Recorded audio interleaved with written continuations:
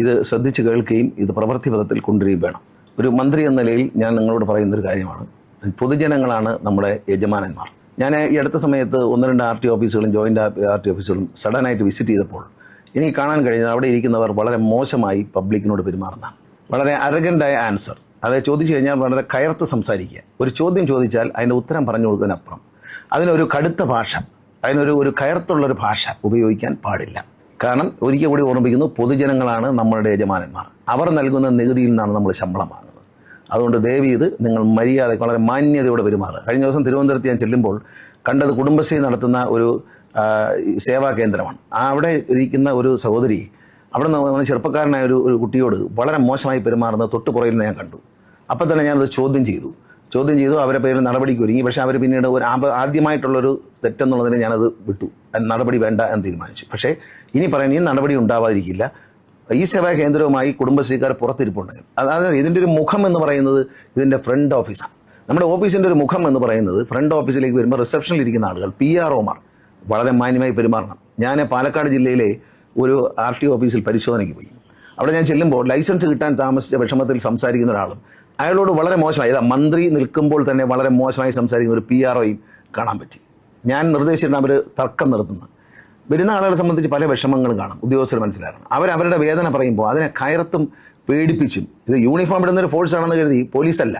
പോലീസാണെങ്കിൽ പോലും ഇന്ന് ജനമൈത്രി പോലീസാണ് നമ്മുടെ നാട്ടിലുള്ളത്. മാന്യമായി സംസാരിക്കണം, പ്രത്യേകിച്ച് സ്ത്രീകളോട്, കുട്ടികളോട്, അംഗപരിമിതരായ ആളുകൾ. ഞാൻ തീർത്ത് പറയുകയാണ്, ഒരു എക്സ്ക്യൂസും ഉണ്ടാവില്ല. മാന്യമായി പെരുമാറിയേ പറ്റൂ, ഒരു സംശയം അക്കാര്യത്തിൽ വേണ്ട. ഞാൻ കാണുന്ന പല സ്ഥലത്തും മാന്യതയില്ലാതെ പെരുമാറും. ആളുകളെ അകാരണമായി നടത്താൻ പാടില്ല. അകാരണമായി നാളെ വരൂ, മറ്റന്നാൾ വരൂ എന്ന് പറഞ്ഞു വിട്ടാൽ, പരാതി ലഭിച്ചാൽ അക്കാര്യത്തിൽ വളരെ കർശനമായ നടപടിയായിരിക്കും. മാത്രമല്ല, ട്രാൻസ്പോർട്ട് കമ്മീഷണറുടെ ഉത്തരവ് ഉദ്യോഗസ്ഥർക്ക് നിലവിലുണ്ട്. ഒരു ഫയലും തീർപ്പാക്കാതെ 5 ദിവസത്തിൽ കൂടുതൽ കയ്യിൽ വെച്ചിരുന്നാൽ അവരെ അവിടെ നിന്ന് സ്ഥലം മാറ്റും. ഇത് ഗവൺമെൻറ്റിൻ്റെ ഒരു തീരുമാനമാണ്. ഒരു ഉദ്യോഗസ്ഥനെ സംബന്ധിച്ച് ഒരു ഫയൽ തീർപ്പാക്കാൻ 1 മണിക്കൂർ പോലും വേണ്ട. തീരുമാനം യെസ് ഓർ നോ എന്ന തീരുമാനം എടുക്കാൻ നിങ്ങൾ തീരുമാനം എടുത്തിരിക്കണം. യെസ് ഓർ നോ എന്നുള്ള തീരുമാനം എടുത്തിരിക്കണം. കാരണം വിദ്യാഭ്യാസമുള്ളവരാണ്, കഴിവുള്ളവരാണ്, പരിചയസമ്പത്തുള്ളവരാണ് ഉദ്യോഗസ്ഥർ. ഒരു ഉദ്യോഗസ്ഥനോ ഉദ്യോഗസ്ഥയോ ഒരു ഫയൽ തൻ്റെ മേശയ്ക്കകത്തോ തൻ്റെ കമ്പ്യൂട്ടറിലോ 5 ദിവസത്തിലധികം പിടിച്ചു വെച്ചാൽ അവരെ പിടിക്കപ്പെടും. പിന്നെ ഇനി വിജിലൻസിൻ്റെ പരിശോധന അത്തരത്തിലായിരിക്കും. ഇനി വരുന്ന സ്ക്വാഡിൻ്റെ പരിശോധന അത്തരത്തിലായിരിക്കും. കമ്പ്യൂട്ടർ തുറന്ന് നിങ്ങളുടെ ഫയൽ എത്ര ദിവസം, 5 ദിവസം കൂടുതൽ ഫയലുണ്ടെങ്കിൽ, നിങ്ങൾ പിടിച്ചു വെച്ചിട്ടുണ്ടെങ്കിൽ നിങ്ങളുടെ കയ്യിൽ അറിയാതെങ്കിലും ഇരിക്കാൻ പാടില്ല. പോയിരിക്കണം. പോയില്ലെങ്കിൽ കർശനമായ നടപടി ഉണ്ടാകും. 2 കാര്യങ്ങളാണ് ജനങ്ങളോട് വളരെ മാന്യമായിട്ട്, വളരെ മാന്യമായി ഞാൻ വീണ്ടും ആവർത്തിച്ച് പറയുകയാണ്. പൊതുജനങ്ങൾ നമ്മുടെ യജമാനന്മാരാണ്. അവർ നൽകുന്ന നികുതിയിൽ നിന്നാണ് നമ്മൾ ശമ്പളം വാങ്ങുന്നത്. ആ ഓർമ്മ നമുക്ക് വേണം. അവരോട് വളരെ മാന്യം. ഞാൻ 2-3 സ്ഥലത്ത് ചെന്നപ്പോൾ മാന്യതയില്ലാത്ത പെരുമാറ്റമാണ്. പാലക്കാട് ജില്ലയിൽ കണ്ട ഒരു PROയുടെ പെരുമാറ്റം എനിക്ക് തീരെ ഇഷ്ടപ്പെട്ടില്ല. PRO എന്ന് പറഞ്ഞാൽ പബ്ലിക് റിലേഷൻ. പബ്ലിക് കയറി വരുമ്പോൾ അവരെ ചീത്ത പറയുന്ന ആളല്ല PRO എന്ന് പറയുന്നത്. കൗണ്ടറിലിരിക്കുന്നവർ പ്രത്യേകം ശ്രദ്ധിക്കുക. മാന്യമായ മറുപടി, നിങ്ങൾ കാര്യമൊന്നും ചെയ്തു കൊടുത്തില്ലെങ്കിലും മാന്യമായ മറുപടിയും മാന്യമായ ഉത്തരവും കൊടുക്കണം. അവർ ചോദിക്കുന്ന ചോദ്യങ്ങൾക്ക് അവർക്ക് അറിഞ്ഞുകൂടാത്തതുകൊണ്ട് അവർ ചോദിക്കുന്നത്. അവർക്ക് അറിയാമെങ്കിൽ നിങ്ങളോട് ചോദിക്കില്ലല്ലോ. അപ്പോൾ അവർക്ക് അറിഞ്ഞുകൂടാത്തൊരു കാര്യം ചോദിക്കുമ്പോൾ നിങ്ങൾ മാന്യമായി അതിൻ്റെ ഉത്തരം പറഞ്ഞു കൊടുക്കണം. ചോദിക്കുന്നവർ ചിലപ്പോൾ എന്തെങ്കിലും അബദ്ധം ചോദിച്ചെന്നിരിക്കും.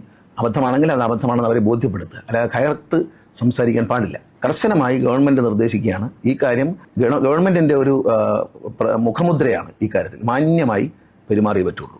ഗതാഗത വകുപ്പിൽ ഇത് കർശനമാണ്. 5 ദിവസത്തിൽ കൂടുതൽ ഒരു കാര്യത്തിൽ തീരുമാനമെടുക്കാതെ ഏതെങ്കിലും ഉദ്യോഗസ്ഥർ, ക്ലറിക്കൽ സ്റ്റാഫ് ആവട്ടെ, സെക്ഷൻ ഓഫീസർ ആവട്ടെ, മോട്ടോർ വെഹിക്കിൾ ഇൻസ്പെക്ടർമാരടക്കമുള്ള ടെക്നിക്കൽ സ്റ്റാഫ് ആവട്ടെ, അത് ആരാണെങ്കിലും അവരുടെ പേരിൽ അതീവ കർശനമായ നടപടി ഉണ്ടാകും. അത് ട്രാൻസ്പോർട്ട് കമ്മീഷൻ ഉത്തരവ് നിങ്ങൾ കണ്ടിട്ടുണ്ടാകും. പക്ഷേ പലരും കണ്ടില്ല എന്ന് അഭിനയിക്കുന്നത് കൊണ്ടാണ് ഞാൻ തന്നെ നേരിട്ടത് പറയുന്നത്. പല ഉത്തരവുകളും ട്രാൻസ്പോർട്ട് കമ്മീഷൻ നൽകുമ്പോൾ അത് കണ്ടില്ല എന്നടിക്കുക. അതിൽ സശ്രദ്ധമായി നമ്മൾ തുടർന്നുകൊണ്ടിരിക്കുന്ന ഒരു പഴയ രീതി പോവുകയാണ്. ആ രീതി മാറിയിരിക്കുകയാണ്. പഴയ രീതിയല്ല, പഴയ കാലം മാറിയിരിക്കുന്നു. അപ്പം നിങ്ങൾക്ക് ട്രാൻസ്പോർട്ട് കമ്മീഷൻ എന്ന ഉത്തരവ് ഓഫീസിൽ ഇരിക്കുന്ന എല്ലാവരും കണ്ടിട്ടില്ലെങ്കിൽ ഇതെല്ലാവരും കണ്ടുകൊള്ളുക. ഇതിൽ വീഴ്ച വരുത്തിയാൽ പിന്നെ അയ്യോ ഇപ്രാവശ്യത്തേക്ക് അബദ്ധം പറ്റിയെന്ന് പറഞ്ഞ് വരാൻ പാടില്ല. അതുകൊണ്ടാണ് നേരിട്ട് തന്നെ ഞാൻ പറയുന്നത്, ഇക്കാര്യത്തിൽ അതീവ കർശനമായ നടപടി ഉണ്ടാകും. ഏതൊരു വ്യക്തിയുടെയും കാര്യങ്ങൾ, ഫയൽ എന്താവശ്യത്തിന് പുറത്താലും 5 ദിവസം കൂടുതൽ പിടിച്ചു വയ്ക്കാൻ പാടില്ല. നിങ്ങളുടെ ഫയലിനകത്ത്, കമ്പ്യൂട്ടറിനകത്തോ മേശപ്പുറത്തോ ഈ ഫയൽ നിങ്ങൾ തീർപ്പാക്കാതെ 5 ദിവസം വരെയാണ്. 6ാമത്തെ ദിവസം ഇരിപ്പുണ്ടെങ്കിൽ സ്ക്വാഡ് പിടിക്കുമ്പോൾ കർശനമായ നടപടിയായിരിക്കും. അത് നേരിട്ട് ഞാൻ അറിഞ്ഞുകൊണ്ടുള്ള നടപടിയായിരിക്കും. പിന്നെ അത് തിരുത്താൻ വളരെ പ്രയാസമായിരിക്കും. ഉദ്യോഗസ്ഥന്മാർ ചെയ്താൽ മന്ത്രിയോട് ചോദിക്കും. മന്ത്രി തന്നെ അറിഞ്ഞുകൊണ്ട് കഴിയുമ്പോൾ പിന്നെ അതിന് മേളിലോട്ടില്ല. ദയവ് ചെയ്ത് മാന്യമായി പെരുമാറുക, ഫയലുകൾ വെച്ച് താമസിപ്പിക്കാതിരിക്കുക. ഇത് മോട്ടോർ വെഹിക്കിൾ ഉദ്യോഗസ്ഥരോടുള്ള ഒരു സ്നേഹത്തോടുള്ള ഒരു അഭ്യർത്ഥനയാണ്. ഇതിൽ തെറ്റായി പ്രവർത്തിച്ചാൽ, ഇതിനെതിരായി പ്രവർത്തിച്ചാൽ സ്നേഹം ഉണ്ടാവില്ല എന്ന് മാത്രമേ പറയുന്നുള്ളൂ. നടപടി മാത്രമേ ഉണ്ടാവുള്ളൂ. അതുകൊണ്ട് ഈ പറഞ്ഞ കാര്യങ്ങൾ ശ്രദ്ധയിൽപ്പെട്ടു എന്ന് വിശ്വസിക്കുന്നു. ഇത് കേൾക്കുന്ന ജനങ്ങളും മനസ്സിലാക്കണം, നിങ്ങൾ ഈ യജമാനന്മാരാണ്, പൊതുജനങ്ങൾ യജമാനന്മാരാണ് സർക്കാർ ഓഫീസിലെ. ഞങ്ങളുടെ സർക്കാർ ഉദ്യോഗസ്ഥരുടെയും മന്ത്രിയുടെ അടക്കം യജമാനന്മാരാണ്.